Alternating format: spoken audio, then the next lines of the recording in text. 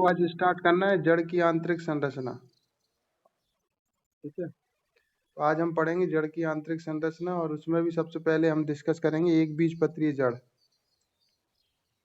फिर इसके बाद द्विबीजपत्रीय जड़ देखेंगे। सबसे पहले हम देख रहे हैं आज एक बीजपत्रीय जड़ की आंतरिक संरचना। ठीक है, तो एक बीजपत्रीय जड़ की आंतरिक संरचना आज का हमारा टॉपिक है। और चलिए स्टार्ट करते हैं। तो इसमें देखते हैं, इसमें मुख्य रूप से 6 भाग देखने को मिलते हैं। कितने भाग? आंतरिक संरचना में 6 भाग देखने को मिलते हैं। तो वो 6 भाग कौन कौन से हैं उनको डिस्कस कर लेते हैं। उसमें पहला भाग है अधिचर्म है, एपिडर्मिस है। दूसरा भाग बलकुट है, कॉर्टेक्स है, बलकुट या कॉर्टेक्स है। तीसरा भाग अंतस्त्वचा या एंडोडर्मिस है। फिर आगे देख लेते हैं, इसमें चौथा भाग रहेगा, अब ये चौथा भाग रहेगा पेरीसाइकिल, ये परिरंभ। ठीक है, पांचवा रहेगा संवहन बंडल, वेस्कुलर बंडल, और छठवा रहेगा मज्जा या पित्त। तो इनको ही हमको डिटेल में डिस्कस करना है। ठीक है, तो आइए चलते हैं। डायग्राम भी है, जैसा कि डायग्राम से भी अपन हेल्प लेके पढ़ेंगे। तो इसमें भी उसी की तरह सबसे पहला भाग है अधिचर्म या एंडोडर्मिस। तो अधिचर्म या एंडोडर्मिस में लिखा है, यह सबसे बाहरी भाग परत होती है। इस पर असंख्य एक कोशिकीय मूल रोम पाए जाते हैं। तो अनलिमिटेड मात्रा में असंख्य एक कोशिकीय मूल रोम इसमें देखने को मिलेंगे। किसमें? एपिडर्मिस में। अब जड़ों में अधिचर्म को हम एक और नाम से जानते हैं, 2-3 नाम होते हैं, एपिब्लेमा या राइजोडर्मिस या पीलीफेरस परत भी कहते हैं। तो ये अधिचर्म जो है एपिडर्मिस जड़ में, उसके और भी नाम कौन कौन से हैं? एक तो है बाह्यत्वचा, एपिब्लेमा, या राइजोडर्मिस, या पीलीफेरस परत भी हम कहते हैं। तो ये एपिडर्मिस के ही भाग हैं, या उसी के अन्य नाम हैं एपिडर्मिस के ही। ठीक है, सॉरी।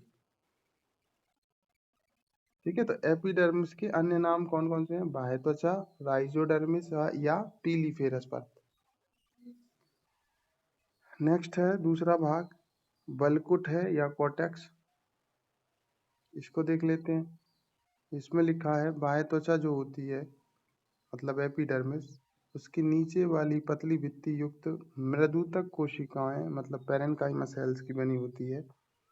अब पेरेन्काइमा सेल्स हैं तो आपको पता ही है, पेरेन्काइमा सेल जहाँ भी आएगी उसमें अंतर कोशिकीय स्थान होता है। तो आगे लिखा है इनके मध्य अंतरा कोशिकीय स्थान पाया जाता है, और इनका काम क्या है? भोजन को संग्रह करने का काम करता है।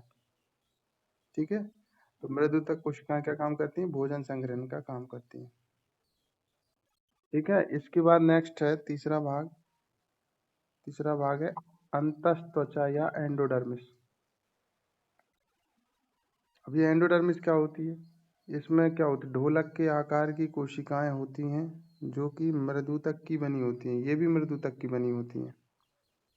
अब इसमें एक चीज का यह और ध्यान रखना है, एंडोडर्मिस जो कोशिकाएं होती हैं उनमें कैस्पेरियन पट्टी पाई जाती है। क्या पाई जाती है? सॉरी, कैस्पेरियन पट्टियां पाई जाती हैं। अब ये कैस्पेरियन पट्टियां क्या होती हैं? तो ये कैस्पेरियन पट्टियां पाई जाती हैं जो कि इन कोशिकाओं की कोशिका भित्तियों में क्या होता है? सुवेरिन जम जाता है, और कुछ मात्रा में लिग्निन के जमा होने से बन जाती है। ठीक है, आगे आगे लिखा है एंडोडर्मिस की जो कोशिका प्रोटोजाइलम के सामने होती है उसमें कैस्पेरियन पट्टी अनुपस्थित होती है। ये आपको याद रखना है। तो जो कोशिका प्रोटोजाइलम के सामने होती है उसमें कैस्पेरियन पट्टी अब्सेंट होती है। ठीक है, ये आपको याद रखना है, बाकी सब जगह पाई जाती हैं। आगे लिखा है, अब ये जहां पर, अब जिनमें नहीं होती है ना कैस्पेरियन पट्टी, उसको हम पथ कोशिका बोलते हैं। पथ कोशिका क्या बोलते हैं? पथ कोशिका कहते हैं। अब इन पथ कोशिकाओं की संख्या प्रोटोजोइलम की संख्या के बराबर होती है। किसके बराबर होती है? जितनी प्रोटोजाइलम सेल होंगी उतनी ही जो है इसमें क्या होंगी, पत्त कोशिकाएं होती हैं। और मूल की सतह, मूल मतलब जड़ की सतह पर कतारों में मूल रोम व्यवस्थित होते हैं। इनकी संख्या पत्त कोशिका की संख्या के बराबर होती है। तो जो मूल रोम है उनकी संख्या भी किसके बराबर है, पत्त कोशिका के बराबर। ठीक है यहाँ तक। अब डायग्राम में हम देख लेते हैं इनको। तो ये देखिए आप, ये एक बीजपत्री जड़ है और इसमें भी हम उदाहरण ले रहे हैं मक्का का। तो ये आपको दिख रहे हैं सबसे ऊपर, ये जो संरचना है इसके जो रोम है, ये लाइक रोम जैसी संरचना, इसको हम मूल रोम बोलते हैं। ठीक है। इसके बाद में ये तो हो गया, देखो इस पे जो ये रोम जैसी संरचना दिख रही है इसको मूल रोम कहते हैं। और ये जो भाग है ये एपिडर्मिस है। और ये जो सेल्स दिख रही हैं आपको, ये कॉर्टेक्स है, बल्कुट। ये ये इसके नीचे सेल है बल्कि कॉर्टेक्स के, उसको एंडोडर्मिस बोल रहे हैं। इसके बाद ये जो सेल दिख रही हैं गोल आकार में, ये राउंड में, इसको हम पेरिसाइकिल बोल रहे हैं। इसी के अंदर फ्लोएम है, इसी के अंदर मेटाजाइलम सेल है, प्रोटोजाइलम है और पृथ्वी इसी के अंदर है। ठीक है, तो ये सब इसी के अंदर है। आगे देख लेते हैं। आगे जो जड़ का अगला भाग है, चौथा भाग है परिरंभ या पेरिसाइकिल। कौन है, परिरंभ या पेरिसाइकिल। अब इसमें देख लेते हैं। एंडोडर्मिस के नीचे मृदुतक कोशिकाओं की एक कोशिकीय परत, ये परिरंभ कहलाती है। तो एंडोडर्मिस के नीचे जो मृदुतक सेल्स होंगी उनकी एक कोशिकीय जो परत होगी उसको हम पेरिसाइकिल कहेंगे। और प्रोटोजाइलम के सामने की ओर यह परत आंशिक दृढ़ऊतक की का मतलब होता है आधी ये दृढ़ऊतक की बनी होती है प्रोटोजाइलम के सामने की ओर, तथा संवहन बंडल की रक्षा करने का काम करती है। देखिए अब दृढ़ऊतक होना जरूरी है ना, मजबूती तो वही प्रदान करेगा, रक्षा का काम करेगा। मृदुतक तो बहुत सॉफ्ट कोशिकाएं होती है, सॉफ्ट भाग में होती हैं। ठीक है, तो इसलिए इसमें आंशिक दृढ़ऊतक भी होते हैं। ठीक है, तो वो क्या करता है, संवहन बंडल की रक्षा का काम करता है। और अगला है पांचवा, संवहन बंडल या वेस्कुलर बंडल। अब ये वलय या रिंग के रूप में होते हैं और ये अरीय प्रकार के होते हैं। मैंने पहले बता चुका हूँ अरीय क्या होता है। और ये याद रखना, ये क्वेश्चन भी यहाँ से बनता है। इनकी संख्या 6 से ज्यादा होती है एक बीजपत्रीय जड़ में। संवहन बंडल की कितनी होती है, 6 से ज्यादा। इसमें मेटाजाइलम केंद्र की ओर और प्रोटोजाइलम परिधि की ओर होता है। अब इस अवस्था को क्या बोलते हैं हम, जब मेटाजाइलम केंद्र की ओर हो प्रोटोजाइलम परिधि की ओर होता है, उसको हम बोलते हैं एग्जैक्ट पोजीशन। हाँ वेरी गुड। तो अभी तक हमने जो पढ़ा, इस तने में किस प्रकार का संवहन बंडल था, एंडार्क पोजीशन। हाँ, और जड़ में कैसा है, एग्जार्क। और ये भी याद रखना है कि संवहन मंडल जो जड़ का है, एक बीजपत्री जड़ का, उसके फ्लोएम में फ्लोएम पैरेन्काइमा अब्सेंट होता है, अनुपस्थित होता है। ठीक है। और आखिरी लास्ट भाग है पांचवा, मज्जा या पित्त है। ये जड़ के केंद्रीय क्षेत्र में, ये भी मृदुतक सेल का बना होता है। इसमें बहुत सारे मंड जो कण हैं वो पाए जाते हैं। तो मंड कण मतलब स्टार्च कण होते हैं, ये भी आपको याद रखना है, एक बीजपत्री जड़ की संरचना में देखने को मिलते हैं। ठीक है, मज्जा और मज्जा में होते हैं मंड कण। तो यहाँ तक ठीक है, एक बीजपत्री जड़ की आंतरिक संरचना समझ में आई। अब देखिए अगर ये समझ में आ गई तो लगभग इसी के जैसी द्विबीजपत्री जड़ में की संरचना होती है, बस थोड़ा सा डिफरेंट होता है। वो जो डिफरेंट है वही हम डिस्कस करेंगे, बाकी चीजें तो लगभग सेम ही होती हैं। तो इसमें भी देख लेते हैं, ये डायग्राम है द्विबीजपत्रीय जड़ की आंतरिक संरचना का, और इसमें हम एग्जाम्पल ले रहे हैं चने का। किसका, चने। ठीक है, तो आप देख पा रहे हैं डायग्राम, इसमें भी सेम संरचना है। ये आपको मूल रोम दिख रहे हैं, ठीक है। ये मूल रोम है, ये एपिबिलेमा है, ये नीचे कॉर्टेक्स है, ठीक है। फिर ये वही एंडोडर्मिस है, ये फिर उसके साइड से पेरिसाइकिल है, ठीक है। फ्लोएम है, प्रोटोजाइलम है, मेटाजाइलम है, पिथ है, ठीक है। वही सेम संरचना है, बस जो अंतर है वो हमको देखना है मेन। तो वो अंतर मैं बता देता हूँ। अब इसमें भी वही कितने, पांच छह ही भाग होंगे, इसमें भी छह भाग होते हैं। तो छह भाग में देख लेते हैं। अब देखना, इसमें लिखा है पहला भाग है वही एपिडर्मिस है, अधिचर्म। तो अधिचर्म में क्या लिखा है, इसमें अधिचर्म में लिखा है एक बीजपत्री जड़ के समान होता है, मतलब वैसा का वैसा ही होता है, एक बीजपत्री जड़ के जैसा। फिर दूसरा है बलकुट। अब बलकुट में या कोर्टेक्स में भी लिखा है एक बीजपत्री जड़ के जैसा ही होता है, ये भी है ना। तीसरा लिखा है अंतस्त्वचा या एंडोडर्मिस, ये भी एक बीजपत्री जड़ के समान है। जो डिफरेंट है वो है पेरिसाइकिल, उसको देख लेते हैं। अब अगला पेरिसाइकिल देख लेते हैं। इसमें लिखा है परिरंभ में, यह एक कोशिकीय परत है। परिरंभ एक विशेष प्रकार की पेरेनकाइमा की बनी होती है, जिसे हम प्रोसेनकाइमा कहते हैं। एक विशेष प्रकार की सेल होती है पेरेनकाइमा सेल, और जिसे हम बोलते हैं प्रोसेनकाइमा, उसी से बना होता है ये परिरंभ। और ये आगे बहुत इंपॉर्टेंट चीज है, द्वितीयक वृद्धि के समय इस परिरंभ से ही कार्क कैम्बियम का निर्माण होता है। और ये कार्क कैम्बियम भी अलग करता है एक बीजपत्री को द्विबीजपत्री से, मैंने कल भी डिस्कस किया था। अब आगे आपको याद रखना है, अगला भाग है संवहन पूल या वेस्कुलर बंडल। अब ये एक वलय में या रिंग में स्थित होते हैं, और ये अरीय प्रकार के होते हैं, ये तो हमने उसमें भी देखा था। मेटाजाइलम केंद्र की ओर, प्रोटोजाइलम परिधि की ओर, मतलब एक्जार का भी अवस्था होती है, ये भी हमने उसमें देखा था। अब आगे जो काम की चीज है वो ये है, द्विबीजपत्री मूल में संवहन बंडल की संख्या 2 से 6 होती है, और उसमें कितनी थी, 6 से अधिक, ठीक है। ये आपको याद रखना है। और इसके फ्लोएम में सखी कोशिकाएं, चालनी कोशिकाएं, सॉरी, सखी कोशिका, चालनी नलिका और फ्लोएम मृदुतक उपस्थित होता है, ठीक है। ये भी आपको याद रखना है।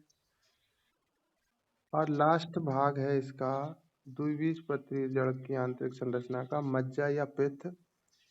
और इसमें क्या है, ये बहुत छोटा होता है या अनुपस्थित होता है। देखिए ये आपको याद रखना है, मज्जा या पित्त जो होता है द्विबीजपत्री जड़ में, या तो अनुपस्थित होगा या होगा तो बहुत छोटा होगा, ठीक है।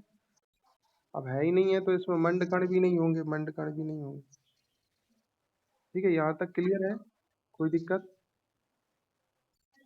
चलिए आगे चलें। आगे हमारा टॉपिक है एक बीजपत्रीय तना और द्विबीजपत्रीय तने में अंतर, डिफरेंट है, ठीक है।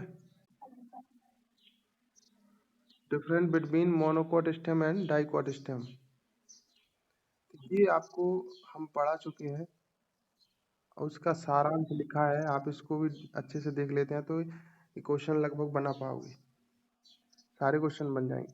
तो देखिए जैसा कि लिखा है, एक बीजपत्री में लिखा है कि रोम नहीं पाए जाते हैं एक बीजपत्री में, एक बीजपत्री तने में रोम नहीं पाए जाते हैं, हमने देखा भी था। और द्विबीजपत्री तने में रोम पाए जाते हैं, और होते हैं कैसे होते हैं, बहुकोशिकीय रोम पाए जाते हैं, ठीक है। इसके बाद सेकंड है, एक बीजपत्री तने में हाइपोडर्मिस दृढ़ ऊतक की बनी होती है, किसकी बनी होती है, दृढ़ ऊतक को इंग्लिश में क्या बोलते हैं? हाँ।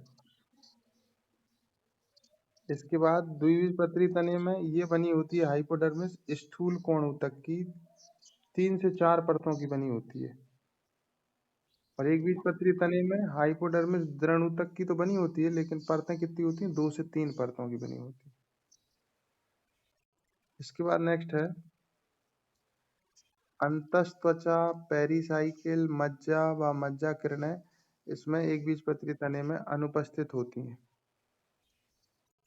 और उसके विपरीत एंडोडर्मिस में स्टार्च संग्रहित रहता है, इसमें द्विबीजपत्री तने में एंडोडर्मिस में स्टार्च संग्रहित रहता है, ठीक है। इसके बाद नेक्स्ट है, फोर्थ पॉइंट है, एक बीजपत्री तने में बंडल इसमें बिखरे हुए होते हैं, संयुक्त होते हैं, कोलेट्रल व बंद प्रकार के पाए जाते हैं एक बीजपत्री तने में। द्विबीजपत्री तने में संवहन बंडल घेरे में व्यवस्थित होते हैं, संयुक्त होते हैं, कोलेट्रल व खुले प्रकार के होते हैं। कैसे होते हैं? खुले प्रकार। इसके बाद नेक्स्ट पॉइंट है, एक बीजपत्री तने में फिलोयम पैरेन्काइमा absent होता है, अनुपस्थित होता है, और इसके अगेंस्ट द्विबीजपत्री तने में ये उपस्थित होता है। ठीक है, एक और मुख्य फैक्ट नेक्स्ट है, एक बीजपत्री तने में लाइसिजिनस गुहा उपस्थित होती है। मैंने बताया था, देखा भी था अपन ने, एक गुहा थी एक बीजपत्री तने में। ठीक है, इसमें द्विबीजपत्री में लाइसिजिनस गुहा अनुपस्थित होती है। ठीक है, और लास्ट है, द्वितीयक वृद्धि नहीं होती है एक बीजपत्री तने में, ये आपको पता है। इसके कुछ एक्सेप्शनल केस हैं, अपवाद हैं। तो इसमें ड्रेसिना और युक्का, ये दोनों एक बीजपत्री तने के अपवाद हैं। इन दोनों में द्वितीयक वृद्धि देखने को मिलती है। ये अपवाद है एक बीजपत्री तने के। ठीक है, तो मोस्टली द्वितीयक वृद्धि एक बीजपत्री तने में नहीं पाई जाती। अब क्यों नहीं पाई जाती, कोई बताएगा? हाँ, वेरी गुड, क्योंकि कैम्बियम नहीं होता है। इसमें लिखा है द्विबीजपत्री तने में कैम्बियम की सक्रियता से द्वितीयक वृद्धि होती है। तो इसमें कैम्बियम होता है सक्रिय, इसलिए द्वितीयक वृद्धि पाई जाती है। तो ये हमारा मोटा मोटा एक बीजपत्री तने और द्विबीजपत्री तने में मुख्य जो अंतर था, सार था, सारांश था पूरा, वो कंप्लीट हो गया। ठीक है, आप इसको भी याद रख सकते हैं, इस अंतर को। इसी से बहुत सारे क्वेश्चंस आपके बन जाएंगे परीक्षाओं में। ठीक है, उसी प्रकार अब हम आगे एक बीजपत्रीय जड़ और द्विबीजपत्रीय जड़ में भी अंतर देख रहे हैं। ठीक है, तो अभी पढ़ा है हमने जस्ट, तो उसको भी देख ही लेते हैं। तो चलिए देख लेते हैं।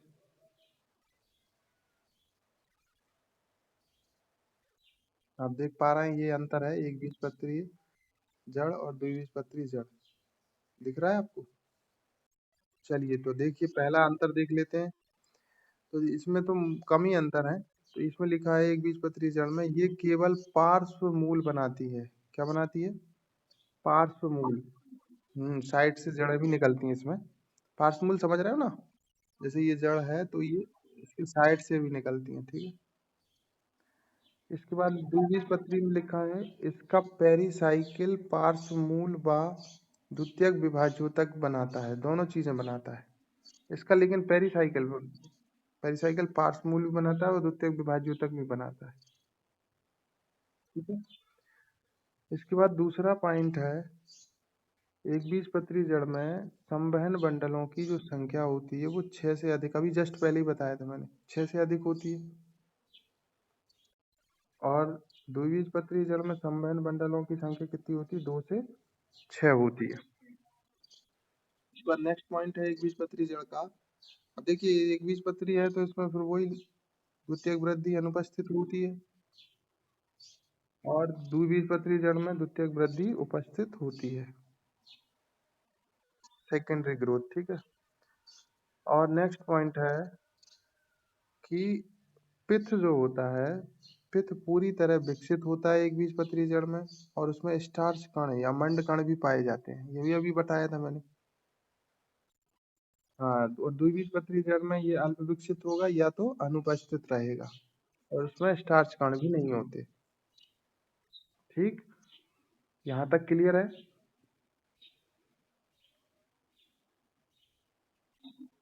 चलिए, 2 स्टार पॉइंट हैं, इनको भी आप ये याद रखना, बहुत ज़्यादा इम्पोर्टेंट है। पहला है द्वितीयक वृद्धि द्विबीजपत्री जड़ व तने की विशेषता है, ये आपको याद रखना है। द्वितीयक वृद्धि या तो द्विबीजपत्री जड़ में मिलेगी और द्विबीजपत्री तने में मिलेगी, दोनों में मिलेगी। ठीक है, और एक और पॉइंट है, तने का जो जाइलम है वो एंडार्क पोजीशन में होता है और जड़ों का एक्सार्क पोजीशन में होता है। ठीक है, तो आज के लिए हमारा ये टॉपिक खत्म हो गया यहीं पर, जड़ का। कल हम डिस्कस करेंगे पत्ती, लीफ को डिस्कस करेंगे डिटेल में। ठीक है, इसमें किसी को कोई प्रॉब्लम हो तो बताएं।